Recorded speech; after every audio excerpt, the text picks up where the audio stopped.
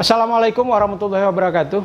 Masyarakat Provinsi Kepulauan Riau, hari ini kita bertemu kembali dalam update kasus COVID-19 di Provinsi Kepulauan Riau. Hari ini hari Minggu, tanggal 5 April tahun 2020. Pada diskusi kali ini saya ditemani oleh Ustadz Rian Jatnika yang berada di sebelah kiri saya. Assalamualaikum Pak Ustadz. Waalaikumsalam warahmatullahi wabarakatuh. Selanjutnya di paling ujung Hendriana Abdurrahman. Teman saya Hendriana Rahman, dan beliau selama ini kita kenal sebagai sahabat UAS di Batam. Bapak-bapak sekalian, sebelum kita lanjutkan diskusinya, saya harus menyampaikan dulu sebagai kewajiban saya setiap hari untuk menyampaikan informasi terkait dengan update kasus COVID-19 di Provinsi Kepulauan Riau. Bapak Ibu sekalian, berdasarkan data yang kami terima dari gugus tugas percepatan penanganan COVID-19 di Provinsi Kepulauan Riau, hari ini ada pertambahan pasien dalam pengawasan yang terkonfirmasi terjangkit virus COVID-19 yang dari hari kemarin 9 orang sekarang menjadi 10 orang. Pertambahan terjadi di Batam yang kemarin ada 4 orang yang pasien dalam pengawasan yang terkonfirmasi, hari ini menjadi 5 orang. Untuk di Tanjung Pinang 4 orang dan di Karimun 1 orang. Jadi total pasien dalam pengawasan yang terkonfirmasi terjangkit virus COVID-19 berjumlah 10 orang. Selanjutnya untuk pasien dalam pengawasan totalnya sekarang ada 122 orang. Pasien dalam pengawasan ini bisa saja dia dirawat atau bisa saja dia sedang diisolasi. Orang dalam pemantauan hari ini bertambah menjadi 1.946 orang. Selanjutnya, berdasarkan hasil rapid test yang dilaksanakan di kabupaten kota, hari ini terdeteksi 20 masyarakat yang hasil rapid testnya reaktif COVID-19 dan yang non-reaktif berjumlah 414 orang. Baik Bapak Ibu sekalian, saya ke Ustadz Rian dulu. Dari hasil update kasus yang barusan tadi kita sampaikan dari gugus tugas percepatan pencegahan COVID-19, kita lihat bahwa data kasusnya meningkat. Hari ini ada 10 yang dinyatakan positif dari kemarin 9. Artinya ada pertambahan 1 orang yang dinyatakan positif berdasarkan hasil uji PCR. Sehingga total di Kepulauan Riau pada saat ini ada 10 orang yang dinyatakan positif. Nah, menurut Ustadz Rian, kira-kira bagaimana kita menyikapi bahwa kasus ini setiap hari terus naik di Provinsi Kepulauan Riau? Baik, bismillahirrahmanirrahim. Assalamualaikum warahmatullahi wabarakatuh. Pada masyarakat Kepulauan Riau yang kami hormati, kami sayangi, kami cintai, bahwa dengan menyikapi semakin bertambahnya yang positif, meskipun dalam hitungan statistik tambahan 1 dalam hitungan minggu itu masih tidak mengkhawatirkan. Jadi jangan terlalu khawatir, karena naiknya dalam hitungan 1 minggu itu hanya 1. Tetapi kita tetap harus waspada. Antisipasi di Majelis Ulama Indonesia Provinsi Kepulauan Riau yang berkumpul pada tanggal 25 Maret sebenarnya telah memberikan tausiah. Jadi ada tausiah yang disampaikan. Yang pertama, bahwa umat Islam harus meyakini bahwa secara akidah wabah COVID-19 ini adalah musibah yang tetap datangnya dari Allah Subhanahu wa taala. Namun secara syariah kita juga diperintahkan untuk berikhtiar, untuk menghindar. Dan secara akhlak kita harus saling menolong dalam menghadapi wabah ini. Di keputusan Fatwa MUI itu kan payung bagi kita semua sebenarnya, bahwa kalau merasa ada gejala-gejala batuk atau apa, ya isolasilah, diamlah di rumah. Nah, kalau yang sehat, yang merasa sehat, ya silahkan keluar tapi pakai masker misalnya. Jadi ada ikhtiar seperti itu agar tidak terus-menerus meningkat. Tapi insya Allah, Bapak Ibu yang dirahmati Allah, wabah ini ada expire date-nya, tidak akan selamanya. Jadi sampai kepada masa inkubasi itu kan 7 hari atau sampai 14 hari. Jadi pertama disikapi kita dengan cara yang wajar, tidak perlu sampai harus khawatir, tapi juga tidak boleh gegabah. Artinya kehati-hatian juga harus kita kedepankan. Dulu virus seperti ini apakah sudah pernah terjadi di zaman lalu? Kalau membaca sejarah, maka kita bisa temukan, cuman jenisnya saja barangkali yang berbeda, bahasanya juga yang berbeda. Tapi kalau dalam Al-Quran, saya membaca surah ke 69 dalam Al-Quran, itu surat Al-Haqqah.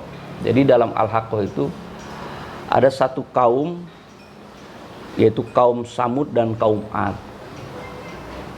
Kenapa kaum Samud dan kaum Ad ini sering diceritakan musibahnya apa? Pertama, kalau dalam surat Al-Haqqah dikatakan karena dia mendustakan ayat-ayat Allah, mendustakan hari kiamat. Barangkali gambaran dari masyarakat yang tidak percaya Tuhan. Jadi kalau kaum Samud diberikan oleh Allah fa'uhliku bitoghiyah, dihancurkan oleh Allah dengan suara yang sangat keras. Sekali suara menggelegar, mati seluruh penduduk kaum Samud. Tapi kalau kaum Ad, fa'amma adu fa'uhliku birihin sorsorin atiyah. Jadi kaum Ad itu diberikan hukuman dengan angin yang bertiup terus-menerus, sorsorin atiyah, dingin. Jadi jangan heran kalau wabah ini akan bergerak cepat di daerah-daerah yang dingin, Pak. Italia sedang musim dingin, Jerman musim dingin, Wuhan itu dalam -2 derajat ketika musibah itu terjadi. Tapi bukan ingin mencocok-cocokkan, tidak, tapi fakta bahwa kaum Ad itu ditiup oleh angin yang bertiup terus-menerus. Berapa lama tiupan itu? Sab'a layalin wasamaniyati ayam, 7 hari 8 malam. Nah, kalau kita lihat ternyata 7 hari 8 malam ini masa inkubasi. Masa inkubasi tahap 1. Tahap 1 ya. Karena masa inkubasinya kan 7 hari dan 14 hari. Nah, bagaimana keadaan orang kaum Samud ketika itu? Ini karena pertanyaan tadi dari Ustadz Hendrik ini tentang musibah di masa lalu, ada enggak? Nah, ada itu. Ini gambarkan itu ditiup oleh angin yang terus menerus, yang dingin. Bagaimana kondisi orang yang tertimpa itu? Itu seperti pokok korma yang kosong. Jadi tumbang, blok, begitu. Yang kita khawatirkan, kita terlalu khawatir dengan musibah ini sehingga justru kita meninggalkan syariat, Pak. Meninggalkan hubungan kita dengan Yang Maha Kuasa. Ini yang kita khawatir. Sementara di daerah yang lain, di daerah yang tertimpa musibah dan bencana, kita lihat di Jerman, kita lihat di Italia, semuanya mencari hubungan yang sangat dekat dengan Allah, ingin dekat dengan Allah. Nah, oleh karena itu, Majelis Ulama Indonesia Provinsi Kepulauan Riau dalam salah satu tausiahnya mengatakan yang poin berikutnya adalah mari bersama-sama dengan datangnya musibah ini lebih tingkatkan kedekatan kita dengan Allah Subhanahu wa taala. Tapi kedekatan ini kan bukan berarti kemudian melanggar aturan yang ditetapkan oleh pemerintah, Pak. Misalnya sudah yakin bahwa musibah itu kalau kita social distancingnya tidak memadai, misalnya lebih dari 1 meter, kita malah ingin berapat-rapat. Kan itu juga harus dihindari sebagai bagian dari ikhtiar kemanusiaan kita. Artinya selalu kita menggantungkan ketakutan hanya pada Allah ya. Jangan kemudian merusak tauhid bahwa inilah yang harus ditakuti, padahal ada yang ditakuti. Ya, tapi di samping mungkin kita takut kepada Allah, kan juga ada perintah kepada kita untuk berikhtiar. Artinya jangan kita hanya berpikir takut hanya sama Allah gitu. Sementara apa yang disampaikan oleh pemerintah, orang yang harus diikuti. Ya. Misalnya tetap di rumah, menjaga jarak sosial, pakai masker misalnya begitu. Cuci tangan yang bersih. Nah, Pak Ustadz, kan kita sudah 2 minggu nih tidak sholat berjamaah dan tidak sholat berjamaah 2 minggu. Tidak sholat Jumat maksudnya. Oh, tidak sholat Jumat 2 kali sholat Jumat. 2 kali sholat Jumat dan tidak berapa lama lagi kan kita masuk bulan Ramadan nih. Bulan Ramadan itu kan identiknya itu kita kalau merasakan masuk ke bulan Ramadan 21 hari lagi, yang kita rasakan kan sholatnya sholat tarawih yang ditunggu karena di bulan-bulan lain tidak ada gitu. Nah, bagaimana kira-kira solusinya kalau seandainya wabah ini belum mereda, artinya masih dalam kondisi begini, pertambahannya mungkin masih 1-2 gitu. Apakah ada solusi lain orang bisa datang ke masjid berjamaah tapi mungkin dengan menentukan sebuah protokol untuk orang datang ke masjid gitu? Protap. Ya, semacam protokol prosedur lah bagaimana orang bisa datang ke masjid. Saya kira kan begini, ini tergantung niat baik dari kita semua. Pertama, majelis ulama, tapi saya bukan berarti mewakili ini karena belum ada izin yang berbicara atas nama majelis ulama. Tapi sepanjang yang saya ketahui bahwa untuk menetapkan kondisi begini, saya aktif untuk memberi saran, memberi. Ini ada pendapat para ulama. Memberi saran dan kemudian merumuskannya. Nah, itu bisa dilakukan, Pak. Sepanjang pemerintah juga menginstruksikan itu. Jadi kan respon atas fatwa MUI di pusat itu juga kan karena respon pemerintah bahwa telah terjadi musibah itu. Iya. Nah di level kita, di level kabupaten kota, di level provinsi, itu gubernur dan wali kotanya yang menetapkan itu. Jadi kita merespon apa yang sudah dilakukan oleh pemerintah. Jadi ketika pemerintah mengatakan wabah ini makin naik, maka tentu tidak berani juga majelis ulama misalnya atau siapapun menginstruksikan untuk mempersilahkan misalnya tarawih berjamaah atau sholat Jumat berjamaah, kan nggak mungkin juga. Kenapa? Karena akan berlawanan dengan apa yang sudah dilakukan oleh pemerintah. Karena kalau di Jakarta kita paham, karena kondisi Jakarta sekarang dia kan menjadi epicentrum daripada penyebaran wabah COVID-19. Nah kalau di Kepri ini kan belum ada juga batasan dan pemerintah belum juga menetapkan sebagai ini wilayah pandemik COVID-19. Ada mungkin beberapa usulan yang kami serap dari masyarakat. Pertama, masjid ini kan tempatnya bersih, artinya orang datang ke sana sudah bersih. Jadi mungkin ada protokol atau prosedur yang bisa ditetapkan oleh pemerintah untuk orang bisa datang ke masjid. Contohnya misalnya orang datang ke masjid itu orang yang sehat, artinya orang yang batuk, orang yang demam tidak boleh datang. Nah kita tahu orang yang sehat juga sebenarnya kan bisa menjadi carrier ya, bisa menjadi orang yang membawa virus.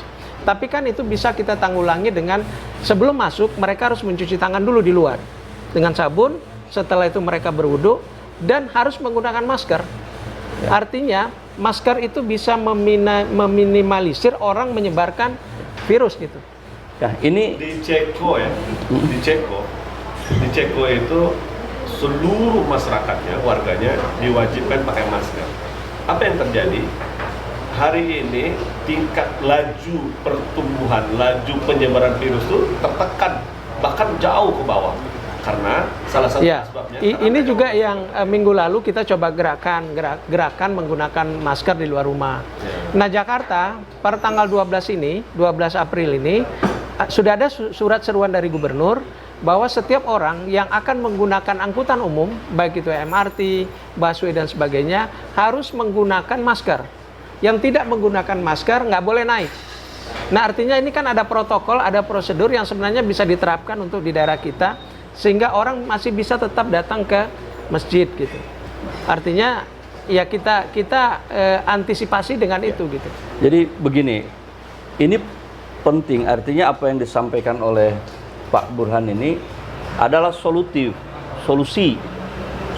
yang bisa memenuhi hasrat masyarakat kita yang notabene memiliki spiritual yang tinggi untuk beribadah terus kepada Allah di masjid.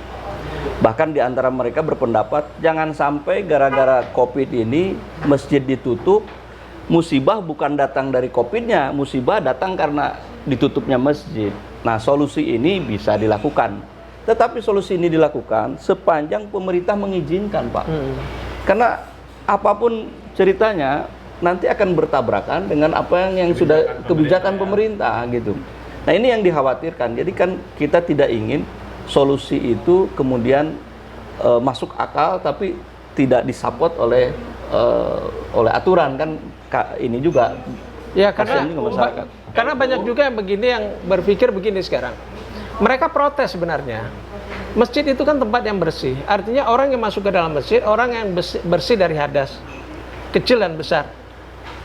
Dan banyak tempat yang ada di Batam, seperti pasar, terus tempat nongkrong apa sebagainya, tidak diwajibkan untuk tutup. Artinya kalau kita berbicara tentang potensi tempat penyebaran, harusnya tempat-tempat seperti itu lebih rentan untuk terjadi penyebaran dibanding dengan masjid. Baik. Pertanyaan mereka, kenapa kok masjid yang ditutup gitu? Baik. Jadi sebenarnya kalau kita membaca baik itu fatwanya nomor 14 fatwa MUI itu, maka kita akan menemukan itu urutannya itu. Urutannya pertama, bagi yang sakit jangan ke masjid. Gitu. Yang kedua, bagi yang sehat silakan ke masjid, tapi harus bawa sajadah sendiri, bersih dan lain sebagainya, seperti yang Bapak sampaikan. Nah, cuman tafsir ini kemudian diambil secara umum. Tutup. Yang nutup itu siapa? Kan gitu. Kan kebijakan masing-masing masjid. Lalu kemudian pemerintah juga hanya mengumumkan, ini loh penyebarannya sekian persen, peningkatannya ada. Kan juga pemerintah nggak berani ngelarang nutup itu. Jadi pertanyaan saya justru, yang nutup itu siapa? Justru Komisi Fatwa MUI menyarankan agar poin tadi. Maka saya setuju tadi, harus ada prosedur yang dilakukan untuk orang memasuki masjid. Oke. Sekarang kemudian ditabrakan dengan kondisi di pasar-pasar masih bebas, mal-mal masih buka. Loh, kita lihat sekarang mal sudah tutup, Pak. Sudah nggak ada. Di pasar-pasar itu karena kebutuhan yang mendesak orang datang ke pasar. Itu tidak bisa dipungkiri. Nah, di masjid ini tadi kita perlu ikhtiar. Nah, kalau masuk ke dalam ranah spiritual lagi, maka dalam Islam itu tauhid itu ada dua kiblat titik ekstrim. Ada titik ekstrim Qadariyah, ada titik ekstrim Jabariyah. Kalau Qadariyah menyatakan seluruh takdir sudah Allah tetapkan, ini nggak bisa lagi digeser. Kalau Jabariyah itu kehendak manusia, takdir itu mengikuti kehendak manusia. Lalu kita di mana? Nah, orang-orang yang Ahlus Sunnah wal Jamaah tidak ke Qadariyah, tidak ke Jabariyah, dia ambil jalan tengah. Begitu datang musibah, dia mencari jalan ikhtiar agar selamat dari musibah. Nah, salah satu jalan itu adalah menghindari kerumunan. Termasuk sholat berjamaah di rumah. Bukan berarti nggak sholat, harus di rumah sholatnya, berjamaahlah dengan keluarga, kan bisa lebih solutif, lebih dekat dengan keluarga. Tapi tadi yang disebutkan tadi juga, bagi mereka yang ingin melaksanakan sholat berjamaah di masjid-masjid, ya buka saja masjidnya, cuman tadi prosedur harus diikuti. Yang sakit tak boleh ikut berjamaah, tapi siapa yang bisa jamin dia sakit atau tidak? Makanya perlu menggunakan masker atau alat deteksi sekalian di masjid itu. Ya, gitu. Jadi sebenarnya menurut saya masih longgar lah kita. Beberapa masjid pun meskipun di depannya dibilang ditutup, tetap aja juga melaksanakan sholat berjamaah, Pak. Ada juga begitu. Bukan berarti mereka tidak ikut aturan pemerintah, bukan. Mereka yakin bahwa masjid itu tempat yang suci, tempat yang bersih tadi. Maka mereka laksanakan. Dan tidak ada juga pemerintah berani melarang itu, Pak. Enggak. Lanjut juga, nggak ada masalah. Sepanjang masyarakat menjaga itu tadi. Agar penyebaran itu bisa. Besar di Indonesia, NU sudah mengeluarkan himbauan. Kalau di Ramadan nanti, Ramadan dan Lebaran itu sepertinya di rumah saja.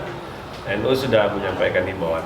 Muhammadiyah juga sudah membuat himbauan bahwa untuk tahun ini tidak melaksanakan tarawih di masjid. Itu himbauan dari organisasi-organisasi Islam yang memiliki jemaah. Bagaimana umat Islam secara keseluruhannya lagi, tentu kita tetap berpedoman kepada fatwa yang dikeluarkan oleh Majelis Ulama Indonesia. Mengapa? Karena memang itulah organisasi mewakili secara hukum bagaimana kebijakan-kebijakan dalam beragama kita.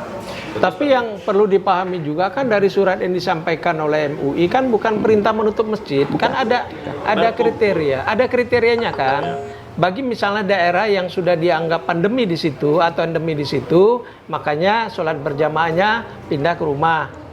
Ya kan? Seperti Jakarta sekarang, karena Jakarta menjadi epicentrum penyebaran wabah. Nah, di Kepri ini kondisinya kan masih seperti yang kita sampaikan tadi. Artinya upaya-upaya preventif masih bisa kita lakukan.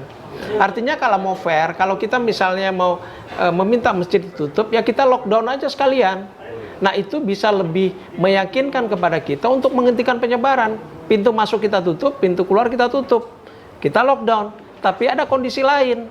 Pemerintah wajib menyiapkan bahan makanan. Ya, bahan kebutuhan. Bahan kebutuhan itu yang berdasarkan undang-undang kekarantinaan wilayah. Nah itu yang menjadi persoalan. Artinya kalau satunya ditutup, yang lain dibuka, artinya penyebaran itu kan masih mungkin terjadi gitu. Atau misalnya kita ambil yang terkecil lah, misalnya soal pemakaian masker misalnya. Kita meminta dan mendesak kepada pemerintah untuk mengeluarkan instruksi. Setiap orang yang berada di luar rumah wajib menggunakan masker. Karena itu salah satu sebab yang murah untuk mengendalikan penyebaran. Sebagai penutup, dengan kondisi seperti ini, bagaimana himbauan Ustadz Rian lah kepada kita semua untuk lebih menenangkan gitu. Karena orang yang ketakutan juga dengan wabah ini kan juga akan menurunkan imun ya. Jadi mungkin perlu ada penguatan secara rohani yang perlu disampaikan. Ya. Bapak Ibu yang dirahmati Allah, yang paling penting bagi seorang yang beriman adalah bahwa seluruh nasib itu telah Allah tetapkan dalam kitab di Lauhil Mahfuz. Bahkan sebelum kita diciptakan. Apapun yang menimpa, musibah apapun yang menimpa kita, seluruhnya atas izin Allah. Itu satu keyakinan yang sangat kuat. Nah, saya mendengar cerita dari seorang kiai besar, yang seorang ulama yang kasab, ya wali, pernah sekali waktu bertemu dengan sang wabah itu. Ditanya oleh sang wali ini, "Wahai wabah, kau mau kemana?" "Saya mau ke satu daerah untuk melaksanakan tugas, untuk memberikan sebuah wabah penyakit kepada satu daerah." "Berapa jumlah korban?" Kata sang wabah itu, 1000 jumlah korban. "Berapa lama?" Ya, sekitar 2 bulan. Setelah 2 bulan, wabah itu kembali bertemu dengan wali itu, dan wali itu bertanya, "Berapa jumlah korban?" "Yang korban 50.000. "Loh, banyaknya. Sebelumnya kan 1000 katanya." "Ya, yang sisa karena ketakutan, yang sisa korban itu selain 1000 itu yang sisa 49.000 itu justru karena takut, karena cemas, karena gelisah." Nah, cerita ini menggambarkan bahwa takdir corona mungkin tidak menimpa kita, tapi karena kita takut, terlalu khawatir, menyebabkan imun kita menjadi rendah dan penyakit lain yang datang kepada kita. Dan mudah-mudahan dengan pertemuan kita pada sore hari ini, kekhawatiran terhadap musibah yang menimpa kita itu bisa berkuranglah sedikit. Karena memang itu jugalah yang disarankan oleh para ulama kita. Salah satu poin yang terakhir dari fatwa itu adalah semakin dekat, disarankan untuk kita semakin dekat kepada Allah, beribadah semakin banyak, kemudian kepasrahan kita kepada Allah Subhanahu wa taala harus dikedepankan. Demikian saja barangkali Baik. yang bisa saya sampaikan. Baik, terima kasih Ustadz Rian dan Ustadz Henry atas kehadirannya pada siang hari ini. Bapak Ibu sekalian, meskipun dari apa yang kami sampaikan terjadi pertambahan setiap hari seperti yang disampaikan oleh Ustadz Rian, kita jangan panik, tapi waspada perlu dan ikhtiar itu perlu. Ikhtiar yang bisa kita lakukan, yang pertama adalah kita tetap berada di rumah.